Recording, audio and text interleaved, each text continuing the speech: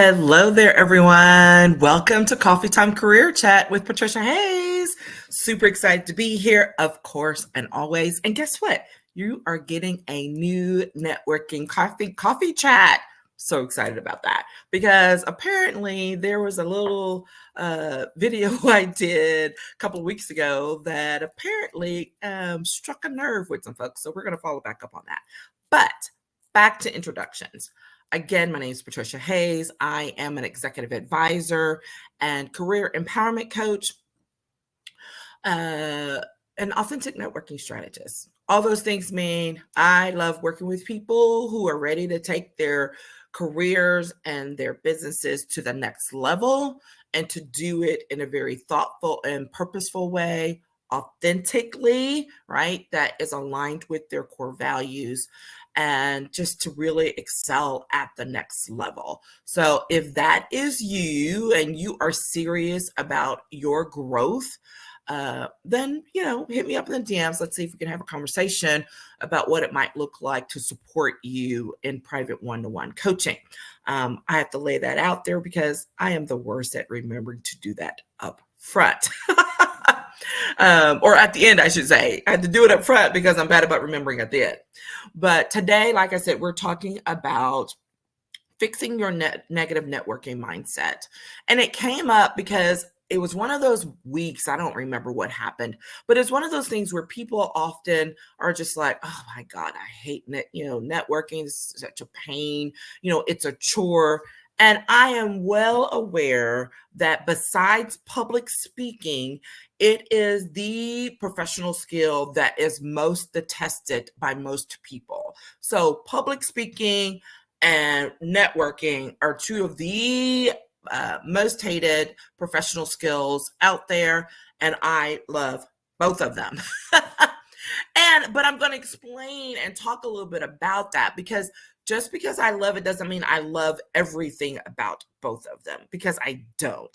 And so we're going to talk about how you work through some of those pieces while still meeting the needs of your growth, of your professional skills, and building things out the way that they should and need to be for you to achieve at the next level. So here's the thing.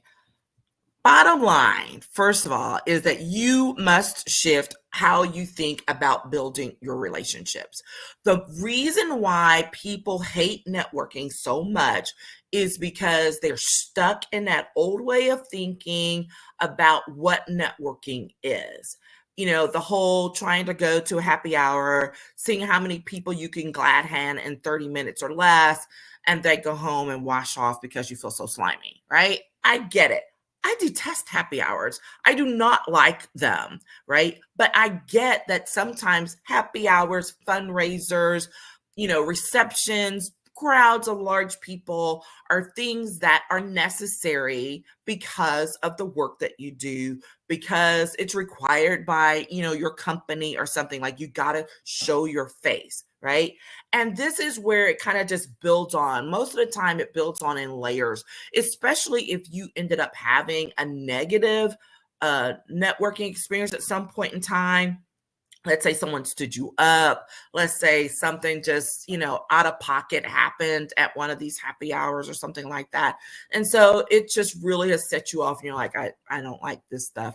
And so what people either do, or one of two things most of the time, is they stop going completely, which I do not advise, or they go with such a nasty attitude that you end up missing out on valuable opportunities, right? So it's about shifting. We're talking today about shifting all of that so that you can reset and really focus on what matters. And here's the thing. We're not talking about being influenced by what other people are doing. This is what messes most people up, because you're like, oh, well, I have to go to that thing and I have to do this thing. If you put the words have to in front of it, it's normally going to create this negative energy around the thing, right? So maybe let's start talking about shifting our language from have to get to, right? I learned that from someone. But also, because that also gives a little more excitement. I'm like, hey, I get to go do this thing. what can I make of it? Like, give you the opportunity to get excited about it, to have a little more energy, positive energy about the experience. Now, again, if there are just certain types of gatherings you're not a fan of, I get it. And you can still make them work for you. So I'm going to give you my classic example, besides the whole happy hour thing, real quick. I have never been a fan of happy hours, but I always go with a plan, right? And this is the same thing that I'm about to introduce you to from when I was doing lobbying all the time. I was a baby lobbyist. And so that meant I was low man on the totem pole, and I got to go to the fundraisers and the glad handing receptions that, my boss or the other folks senior to me did not want to go to or didn't have time to, but someone needed to show up. So there I was, showing up with check in hand, the thing I always felt the slimiest about, to go shake the hand of whatever legislative official or elected official, and go represent our company and handing over that check, right? And I hated it, but it was part of the job, bottom line, right? You can love your job, and there are pieces of it that you still hate. That was my least favorite thing. So I had to learn how to get over that and how to show up, not just for the job, but for myself. So I would always go with a little, it might be on a little note card, maybe saved as a note in my phone, of like 3 things that I needed to accomplish at that thing. Always assuming handing over the check. So that did not count, right? Going to hand over the check was an automatic. But what other 3 things could I accomplish while I was there? And so that might mean, hey, keep a lookout for person A, because we're working on that piece of legislation, and I have some questions for them, and maybe I'll get a chance to ask them about it in this informal setting. Number 2 might be, hey, go look for person B, because I heard they just got back from a great trip, and I'm kind of interested in taking that trip one day. So I want to see how they're doing and go check in on that, right? And then maybe the 3rd thing is person C, which is, I really need to get to know this person better. So maybe I'm going to be looking for them to introduce myself, or to say, hey, can we set up and have coffee sometime later, coffee or lunch, get together. So I always went with that plan, and thinking about what it was from that, from each moment. And remember, I was doing fundraisers a lot. Sometimes it might be 2 or 3 a week. So I would always get my little plan together, get in there, and then set a timeline for myself. So if I'm like, okay, this is not my favorite thing to do, I need to go, I need to show my face, make sure I say hello to the folks that I need to. Maybe I'm in and out in 45 minutes. Maybe that's what it is. What I always learned, that once I got in there and started having conversations with people, I always ended up staying longer than I originally intended. The majority of the time, I ended up staying longer. Same thing with happy hours. Again, a thing that I don't like to do, but I would go with a plan. I would go with, I'm looking to meet these 3 to 5 new people. I'm not handing out my card to 1,000 people. I'm only going to go do these, 2 or 3 things, and then I'm out. Another trick that I would advise people to do is take someone with you, or make sure you arrange to meet someone there, right? That always helps to take the edge off. But when the real core of this is not about the tips and tricks of what to do once you get there, or to prepare yourself, but thinking about what it is you're really doing. And what it is you're really doing is building relationships for X, building relationships for your lobby practice, building relationships for your business, building relationships on behalf of your organization. So when you shift and think, okay, what relationships do I need to build this month? And where do I need to go to perhaps to work on that? that takes it a completely different direction, as opposed to, oh my God, I have to show up to this thing. You're like, okay, I get to show up to this thing, and let me see how I can perhaps reach out, connect with some folks that will be beneficial to a project I'm working on, to representing my company in this way, to representing my organization in this way. The other thing that, and the next thing is, there are several little lists of B's, of things you need to be in this process in order to shift your mindset from being negative about networking to being positive about building relationships. That is, first, you have to be deliberate. The majority of the time, a reason why people detest it so much is you're just going in willy-nilly. Like, again, you don't have a plan. You're not associating this with something positive that's going to be helpful to you. Be more deliberate about what it is you're doing and what you're going to accomplish, right? And we're going to temper that, because we don't want to be transactional in what we're talking about. We'll get to that in a minute. But be deliberate, be methodical about it. So again, not being willy-nilly all over the place, but it's like, okay, I need to make sure that I connect with these 5 types of people over the course of the next 30 days. That's being methodical. You don't even have to try and do it all in one setting. Most people can't. I've been doing this for 30 years. It is literally has been my job to meet people and connect them up and all of that. So yes, I can make that happen. But if this is not the thing you love to do and you need to build this skill, then build the skill. And the way you build the skill is to practice it regularly. So being methodical about how you reach out on a regular basis is exactly what is going to help you get there. This is like literally the whole reason why I created my 30-day networking challenge way back when, is because people needed to learn how to build the practice of doing the thing, right? Happy to share that course with you. And if you will hit me up in the DMs or go check it out on the link. All right. The third thing is you got to be focused. You see all these things link in. Again, not being willy-nilly, not being random all over the place, but be focused about what it is you're trying to accomplish this week, this month, this year even, okay? Be focused about it. Then be caring. This is that piece that most people miss again, which is why you don't like it.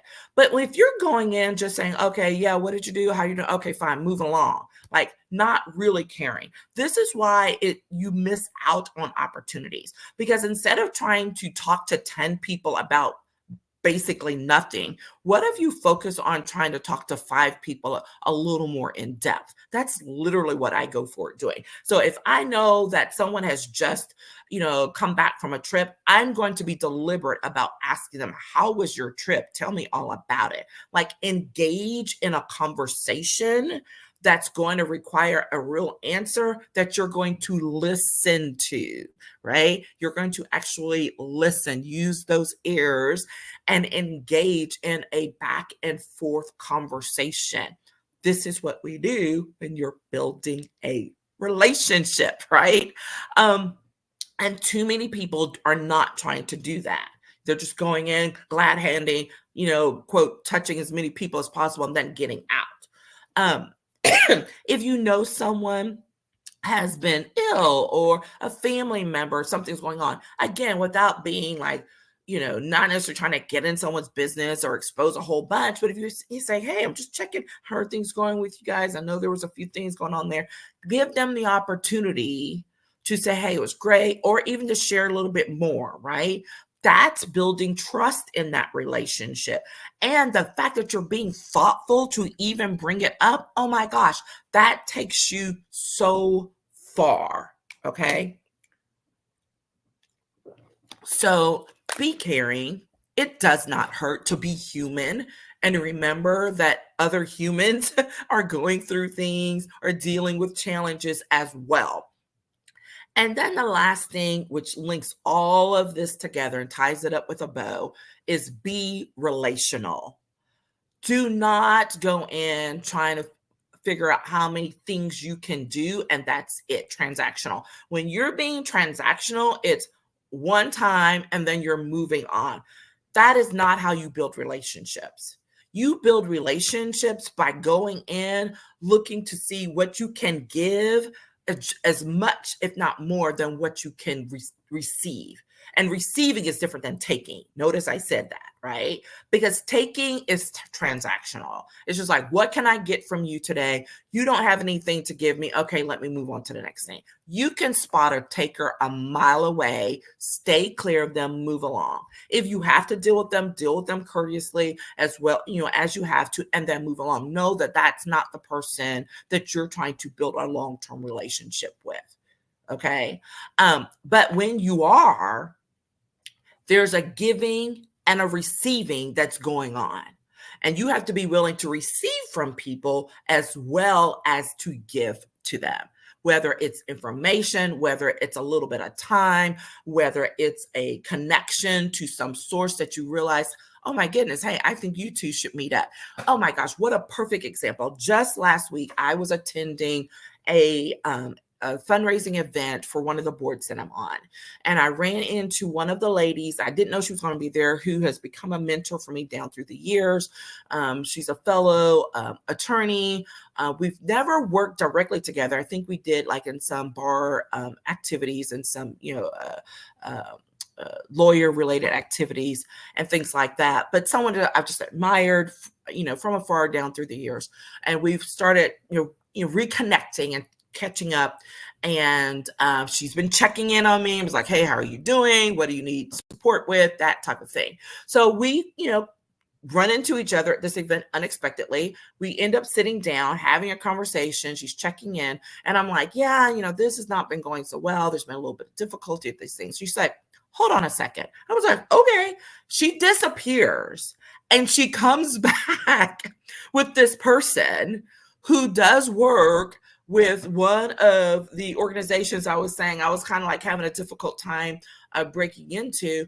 And she facilitates this conversation on the spot. Didn't ask her to do it.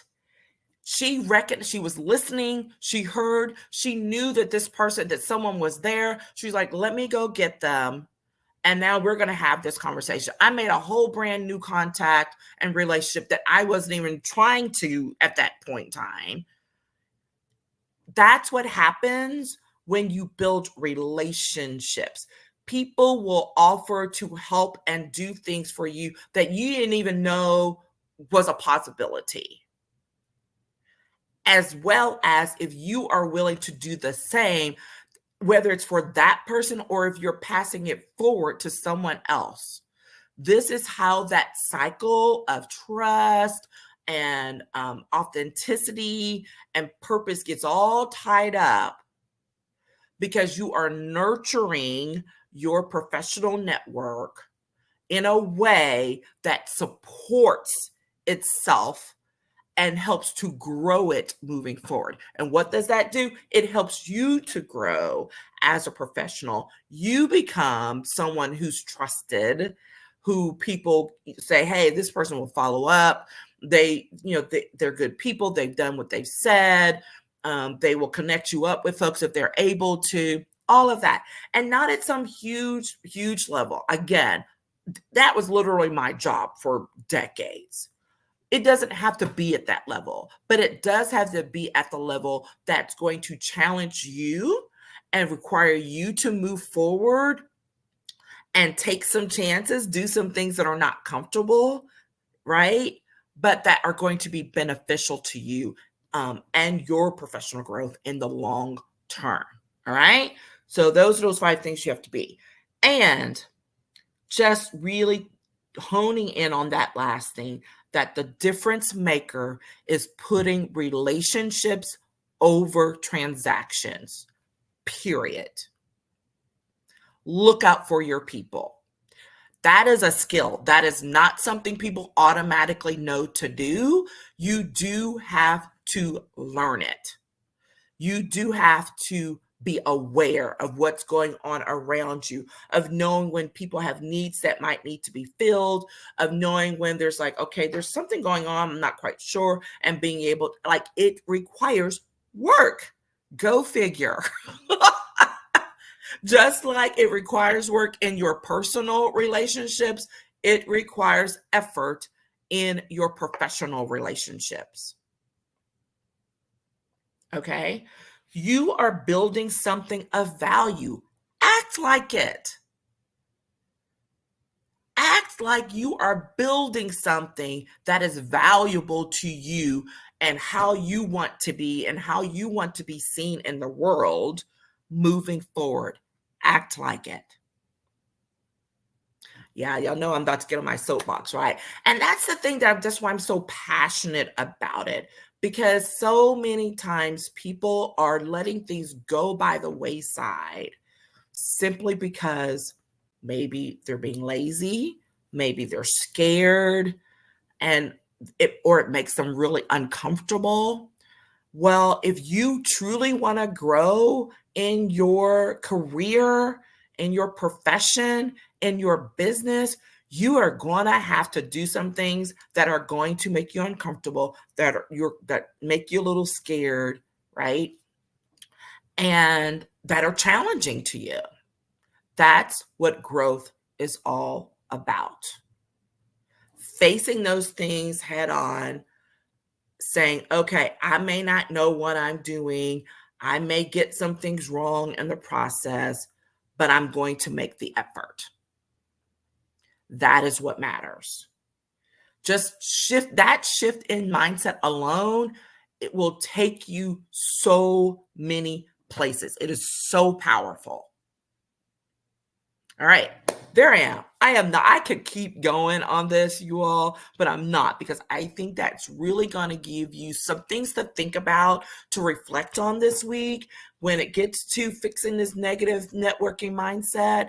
And I would love to hear from you, what that has brought up for you. First of all, I'd love to hear that, to what you've identified as some challenges or some things you might need to work on. What are those areas that you need to work on in order to be able to nurture your relationships at the next level? I would love to hear about that from you. And if this is something that you truly are like, you know what, this is not my strength, I do need help to make this better and to be better at it, absolutely hit me up in the DMs, email me, because we can either get you started on one of the challenges or one of the mini courses, if that's what works for you. But if you are really ready to dig in at a deeper level, that means it may be time and for you to engage in some private coaching and do some things one-on-one, whether it's a strategic power hour, but probably to get into some depth, maybe it's a VIP intensive or day, and where we can really do things from addressing those mindset issues, identifying those fears and challenges, and then building out what your network looks like right now to what you want it to look like, and what are the steps, what are the strategies you need to implement to get it there. Okay, we can do that, and I am here for that purpose. Okay, all right, fantastic, everyone. This has been great, super excited. Let me hear from you. Look forward to talking with you again soon. Take care and have a fantastic week. Bye.